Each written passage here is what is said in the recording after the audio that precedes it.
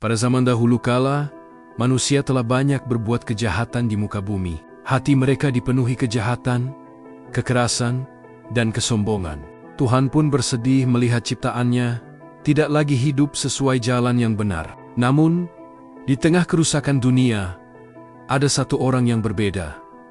Nuh, ia adalah pria yang saleh, taat, dan hidup lurus. Karena itulah Tuhan memilih Nuh untuk menjalankan sebuah misi besar. Tuhan berkata kepada Nuh, "Akan kudatangkan air bah yang akan menutupi seluruh bumi dan memusnahkan segala makhluk.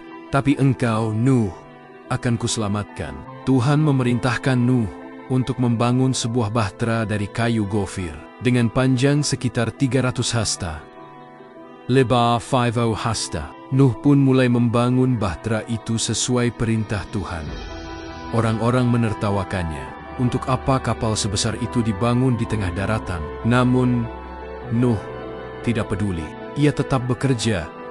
Dan ketika bahtera selesai, Tuhan memerintahkan Nuh membawa keluarganya, istrinya, ketiga anaknya, dan istri-istri mereka masuk ke dalam bahtera. Selain itu, Tuhan juga menyuruh Nuh untuk membawa sepasang dari setiap jenis hewan, jantan dan betina, agar mereka tetap lestari setelah air bah surut.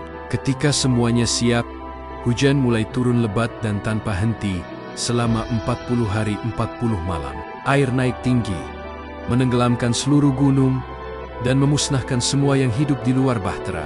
Bahtera Nuh terapung-apung di atas air selama berbulan-bulan, hingga akhirnya air mulai surut. Setelah waktu yang lama, bahtera itu akhirnya mendarat di pegunungan Ararat. Nuh kemudian melepaskan burung gagak dan merpati untuk mencari tanda apakah bumi sudah kering.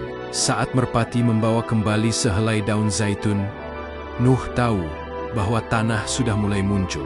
Akhirnya, Tuhan memerintahkan Nuh dan semua yang ada dalam bahtera untuk keluar dan memulai hidup baru. Sebagai tanda janjinya bahwa ia tidak akan lagi memusnahkan bumi dengan air bah, Tuhan menciptakan pelangi di langit sebagai simbol perjanjian antaranya dan seluruh makhluk hidup.